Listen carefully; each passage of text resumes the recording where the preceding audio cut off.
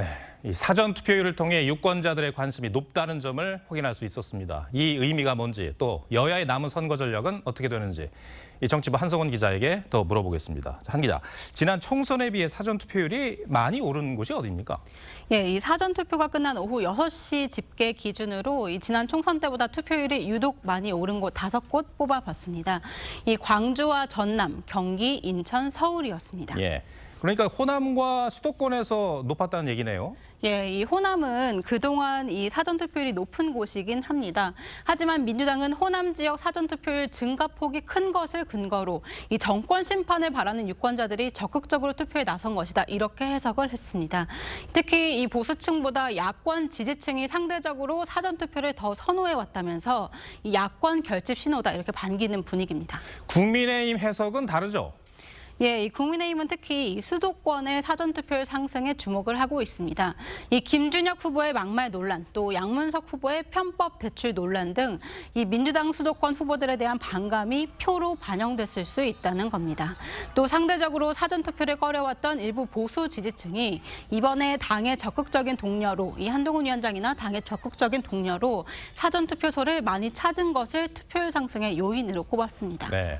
근데 이 열기가 4월 10일 본 투표로까지 이어질 수 있다고 볼 수 있는 겁니까?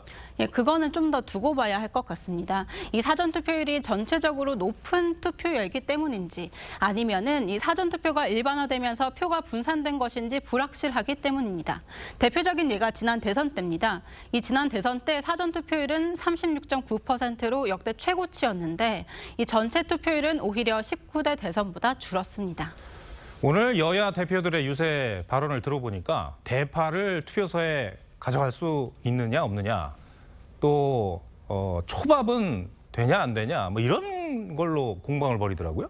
예, 이 선관위가 각 구시군 선관위에 투표소에서 발생할 수 있는 이 항의성 민원 사례에 대한 안내 사항을 내려보낸 바 있는데요.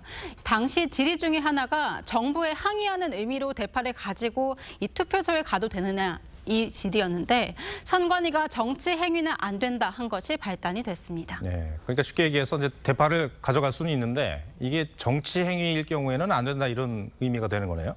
예, 이 실제로 공직선거법 166조를 보면요. 이 투표소 안에서 이 특정 정당이나 후보자를 지지하는 행위나 반대하는 행위 등을 할 수 없도록 규정을 하고 있습니다. 그런데 야당이 마치 이 대파를 소지한 것 자체가 안 되는 것처럼 공세를 피니까 여당에서는 이재명 대표의 법화 논란에 떠올릴 수 있는 이 과일, 초밥 등도 안 되는 거냐고 맞불을 놓은 겁니다. 네. 이 사실 이 투표소에 굳이 대파를 들고 가거나 이 초밥을 들고 갈 유권자가 있을까 싶은데 이 본질을 벗어난 소모적인 정치 공방이다, 이런 지적도 나오고 있습니다. 네. 저희가 조금 전에도 보도를 해드렸습니다. 민주당 김준혁 후보의 막말 논란이 계속 쏟아져 나오고 있는데 이게 전체 판세에 영향을 미치겠습니까? 어떻게 봅니까?